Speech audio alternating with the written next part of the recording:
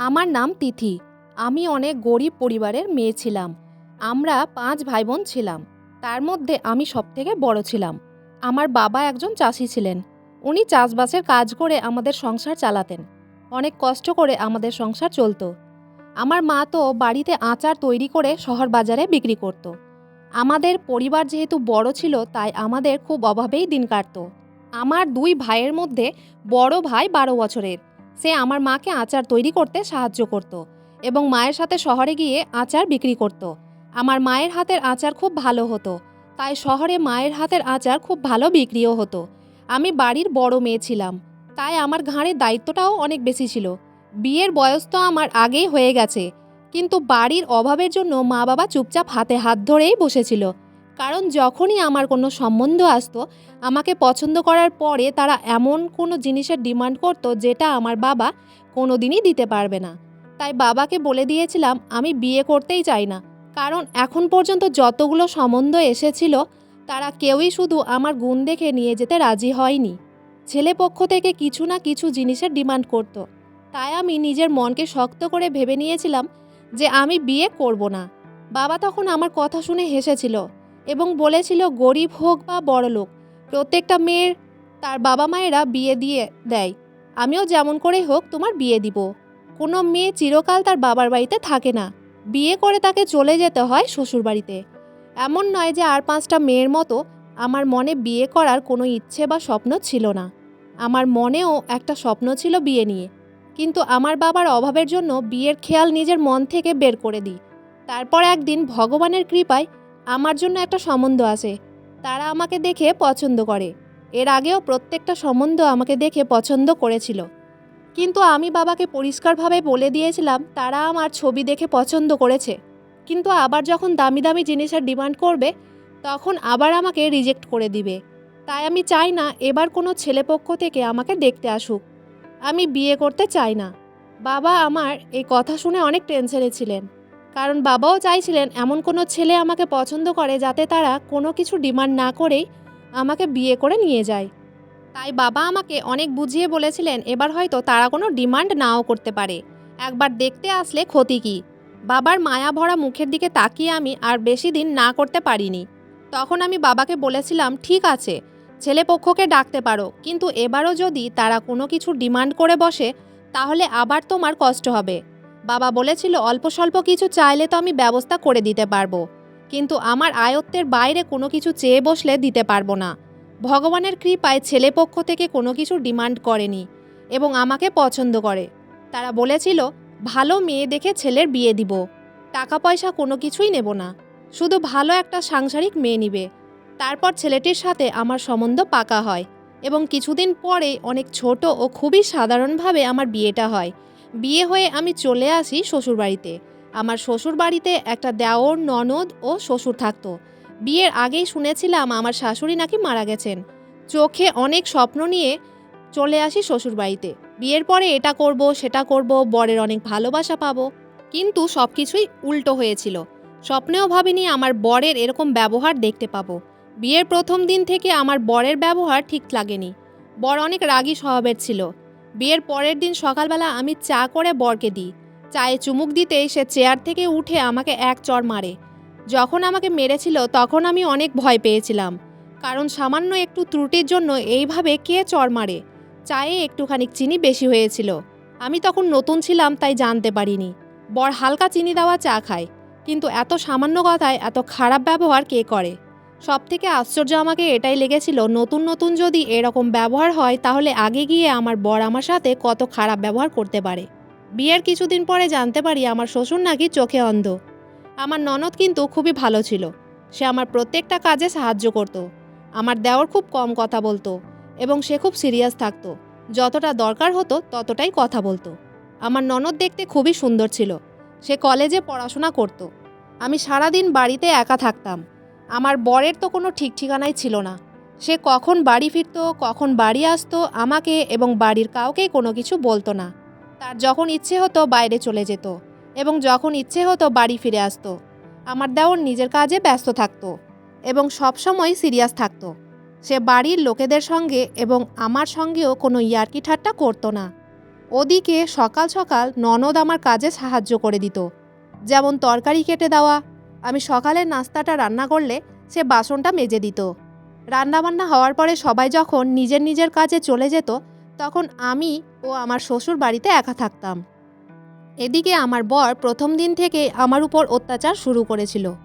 প্রত্যেকটা ছোট ছোট কথায় সে আমাকে মারত এবং তার মারের জন্য আমাকে খুব ভয় লাগতো। আমি তাকে কিছু বলতে পারতাম না। তার মারের ভয়ে আমি কাঁপতাম। তাকে কোনো কিছু বলার সাহস হতো না। একদিন যখন আমার বর আমাকে সামান্য একটা ভুলের জন্য অনেক মেরেছিল, তখন আমি নিচে মেঝেতে বসে বসে কাঁদছিলাম। আমার কান্নার আওয়াজ শুনে ননদ ঘরের মধ্যে এসেছিল। সে আমাকে ওই রকম অবস্থায় দেখে জিজ্ঞেস করেছিল, বৌদি, তোমার সঙ্গে কি হয়েছে? দাদা কি তোমাকে আবার মারধর করেছে? দাদার এরকম অত্যাচার তুমি কেন সহ্য করো? তুমি দাদাকে কিছু বলো না কেন? শুধুই শুধুই দাদার অত্যাচার কেন সহ্য করো? আমার ননদের এত কিছু জিজ্ঞেস করার পরেও আমি তাকে কোনো কিছু বলিনি। আমার মা শিখিয়েছিল শ্বশুরবাড়িতে গিয়ে বরের সঙ্গে তর্ক করতে নেই, সব কিছু সহ্য করে মেনে থাকতে হয়। মায়ের কথা মনে করে আমার বরকে কিছু বলার সাহস হতো না। মনে একটা ভয় থাকতো, কিছু বললে হয়তো সে আমাকে বাবার বাড়িতে রেখে দিয়ে আসবে। কিন্তু আমার ননদ আমাকে বুঝাতো এবং বলতো, বৌদি, তুমি এরকমভাবে অত্যাচার সহ্য করলে কোনো দিনই সুখী থাকতে পারবে না। তারপর ননদ আমাকে তুলে বিছানায় বসায় এবং আমার চোখ মুখ মুছে জল খেতে দেয় আর বলে, মনের মধ্যে সাহস করো আর দাদার অত্যাচার সহ্য করা বন্ধ করো। এই বাড়িতে একমাত্র আমার ননদ ছিল যে আমার কষ্টটা বুঝতে পারত, কারণ আমার দেওর তো বাড়ির লোকেদের সঙ্গে খুব একটা বেশি কথা বলতো না। আমার শ্বশুর সবসময় নিজের ঘরেই বসে থাকতো, শুধুমাত্র আমার ননদ ফিলিংসটা বুঝতো। সেদিন আমার ননদ কলেজ চলে যায় ও দেওর নিজের কাজে চলে যায়। বাড়িতে আমি একাই ছিলাম এবং আমার শ্বশুর ঘরে ছিল। সেদিন দেখি শ্বশুর বাইরে এসে বসে। উনাকে দেখে জানি না কেন মনে হয়েছিল সবসময় যেন আমার দিকেই তাকিয়ে আছেন, কিন্তু উনি তো চোখে অন্ধ ছিলেন। তাও জানি না কেন আমার মনে হচ্ছিল শ্বশুর আমার দিকেই তাকিয়ে বসে আছেন। আমার শ্বশুরের সমস্ত কাজ সাধারণত আমার ননদ করে দিত, আমাকে কিছু করতে হতো না। উনার জামা কাপড় এবং অন্যান্য কাজ আমার ননদ করে দিত এবং আমার ননদের কলেজ চলে যাওয়ার পরে আমার শ্বশুর আমাকেও ডাকতেন না। উনি নিজে থেকেই বাথরুমে চলে যেতে পারতেন। দরকার হলে আস্তে আস্তে দেওয়াল ধরে ধরে বাথরুমে যেতেন। সেদিন সমস্ত কাজকর্ম সেরে ভেবেছিলাম স্নান করে ফ্রেশ হয়ে যাব। বাথরুমে গিয়ে জামা কাপড় রাখতেই মনে পড়ে ফ্রিজ থেকে ওই জিনিসটা বের করে রাখতে হবে। তারপর আমি জামা কাপড় বাথরুমে রেখে রান্নাঘরের দিকে চলে যাই। রান্নাঘরে গিয়ে ফ্রিজ থেকে খাবারটা বের করে রেখে দিই। তারপর আমার ঘরে ঢুকে বাথরুমে যেতেই চমকে উঠি, কারণ সেখানে আমার শ্বশুর বাথরুমের দরজা ধরে একবার খুলছেন ও বন্ধ করছেন। আমি আশ্চর্য হয়ে উনার দিকেই তাকিয়েছিলাম। উনি এটা কি করছিলেন এবং বারবার আমার বাথরুমের দরজা খুলে ও লাগিয়ে কি দেখছিলেন এবং কেন দেখছিলেন? এবং উনি তো অন্ধ, তাহলে আমার ঘরের ভিতরে ঢুকে বাথরুম পর্যন্ত কি করে আসতে পারলেন? আমি গিয়ে জিজ্ঞেস করলাম, আপনার কি কিছু লাগবে? আপনি এখানে কি করছেন?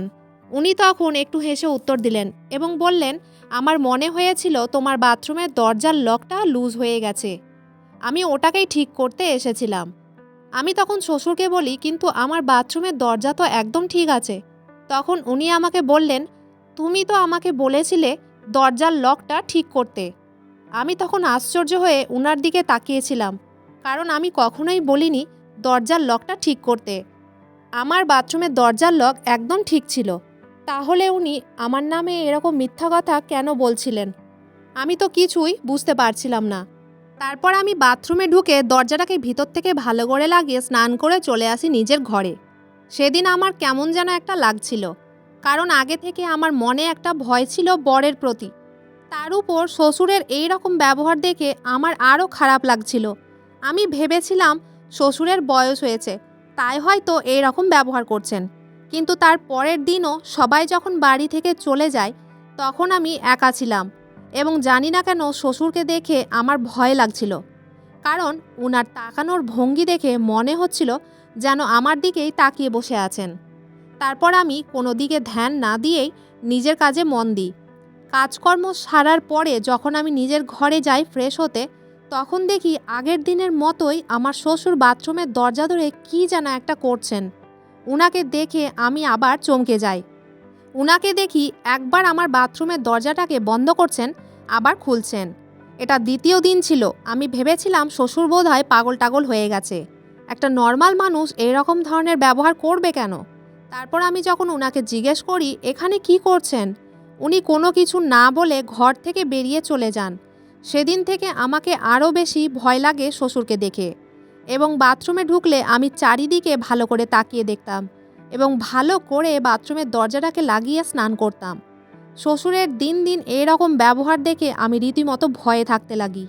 বাড়িতে যখন সবাই থাকতো তখন উনি চুপচাপ নিজের ঘরেই বসে থাকতেন, আর বাড়িতে যখন কেউ থাকতো না তখন উনি সারাক্ষণ আমার পিছন পিছন ঘুরতে থাকতেন এবং কেমন যেন একটা করতেন। শ্বশুরের ভয়ে আমি তাড়াতাড়ি কাজকর্ম সেরে নিজের ঘরে এসে দরজাটাকে বন্ধ করে ভিতরে থাকতাম। বুঝতে পারছিলাম না এই কথাগুলো কার সঙ্গে বা শেয়ার করব। এই বাড়িতে যাকে বলবো সেই আমাকে খারাপ ভাববে, কেউ আমার কথায় হয়তো বিশ্বাস করবে না। আমার দেওর তো সবসময় সিরিয়াস থাকতো, সে আমার সঙ্গে যতটুকু প্রয়োজন হতো ততটুকুই কথা বলতো। তাই আমি ভাবলাম শ্বশুরের ব্যাপারে এই কথাগুলো দেওরকে বলা আমার ঠিক হবে না। এদিকে আমার বর যে কিনা আমাকে শুধু ধরে ধরে মারতো, তাকে বললে হয়তো আবার আমাকে মারতো। এই বাড়িতে একমাত্র ননদ আমাকে খুবই সাপোর্ট করতো। তাই ভেবেছিলাম ননদকে তার বাবার ব্যাপারে এইসব কথা বলে দিব। তাই সেদিন সন্ধ্যাবেলায় ননদের সঙ্গে বসে চা খাচ্ছিলাম। তখন তাকে জিজ্ঞেস করেছিলাম শ্বশুর কতদিন আগে অন্ধ হয়েছেন।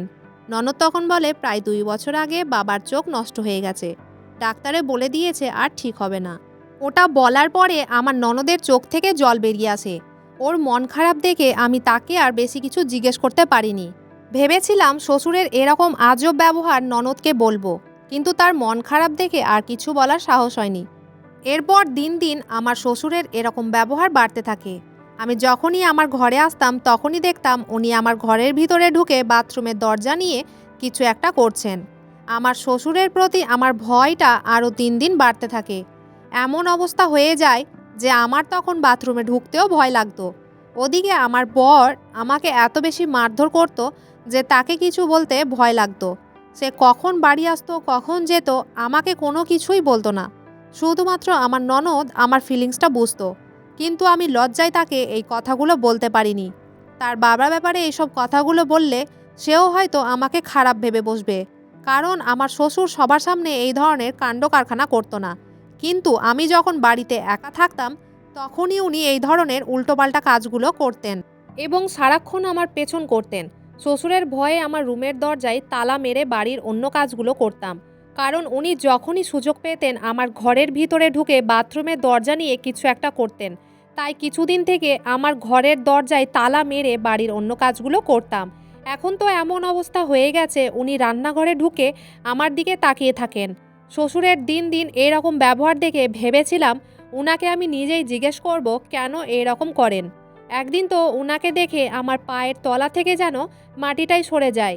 সেদিন দুপুরের খাবারটা আমি ওনার ঘরে দিতে যাই এবং চুপচাপ ঘরের দরজা খুলতেই দেখি উনি একটা ম্যাগাজিন হাতে নিয়ে আছেন। কিন্তু একটা অন্ধ মানুষ ম্যাগাজিন কি করে পড়তে পারে, এবং তিনি ম্যাগাজিন হাতে নিয়েই বা কী করছিলেন? উনি এমনভাবে ম্যাগাজিনটা হাতে নিয়েছিলেন, দেখে মনে হয়েছিল যেন উনি পড়ছেন। আমি তো কিছুই বুঝতে পারছিলাম না ব্যাপারটা কি। একদিকে আমার বরের অত্যাচার এবং অন্যদিকে শ্বশুরের এরকম ব্যবহারের জন্য আমি সম্পূর্ণভাবে একা হয়ে গেছিলাম। আমার কথা শোনার কেউই ছিল না এই বাড়িতে। ওদিকে আমার বাবা মা বিয়ে দেওয়ার পরে তো আমাকে যেন ভুলেই গেছিল, কারণ তাদেরও কিছু করার ছিল না। তারা খুব কষ্ট করে সংসার চালাতো, তাই আমি তাদেরকেও এইসব ব্যাপারে কিছু বলিনি। এসব বললে তারা অনেক চিন্তা করবে। এদিকে একটু কিছু ভুল ত্রুটি হলেই বরের মারধর শুরু হয়ে যেত আমার উপরে। এমন একটা শয়তান লোকের সঙ্গে আমার বিয়ে হবে আমি কোনোদিনও ভাবতে পারিনি। আমার বরের অত্যাচার করা দেখে আমার ননদ প্রায়ই বলতো, বৌদি তুমি এইসব কেন সহ্য করছো? তুমি দাদাকে কিছু বলো না কেন? আমার বর এত বাজেভাবে মারতো যে আমার শরীরের প্রত্যেকটা জায়গায় দাগ হয়ে গেছিল, শরীরের কোনো জায়গা বাদ ছিল না। ভেবেছিলাম একদিন না একদিন বর নিশ্চয়ই ভালো হয়ে যাবে এবং আমাকে মারা বন্ধ করবে, কিন্তু জানি না সেই দিনটা কবে আসবে, আদেও সেই দিনটা আসবে কিনা। ওদিকে যখন থেকে আমার ঘরের দরজায় তালা লাগিয়ে রান্নাঘরে কাজ করতাম তখন শ্বশুরকে দেখতাম রান্নাঘরের ভিতর ঢুকলে ইলেকট্রিক বোর্ড নিয়ে কিছু একটা করতেন এবং ওই ইলেকট্রিক বোর্ডে এমনভাবে হাত দিতেন মনে হতো যেন কোনো হীরা বা মণিমুক্তা পেয়ে গেছেন। উনার মতিগতি আমাকে একদম ঠিক লাগতো না। আমার মনে হতো উনি হয়তো আমার সাথে খারাপ কিছু করার জন্য ভাবছেন। যখন থেকে ঘরের মধ্যে তালা মারা শুরু করেছিলাম তখন থেকে উনি রান্নাঘরে সারাক্ষণ সুইচ বোর্ডে ওখানে দাঁড়িয়ে থাকতেন এবং বারবার সুইচগুলোকে টিপতেন ও আমার দিকে তাকিয়ে থাকতেন। আমি বুঝতে পেরেছিলাম এই লোকটা আমাকে নিয়ে কিছু খারাপ করার জন্য ভাবছে। আমি সেদিন ভয়ে তাড়াতাড়ি রান্নাঘর থেকে বেরিয়ে নিজের ঘরে এসে দরজার লকটাকে লাগিয়ে দিই এবং ঘরে বিছানায় বসে কাঁদতে থাকি আর ভাবি ভগবান আমার কপালে এরকম কেন লিখেছেন। আজ বর আমাকে ভালোবাসলে তাকে এই কথাগুলো বলতে পারতাম যে তার বাবা আমার সঙ্গে এই রকম ব্যবহার করেন।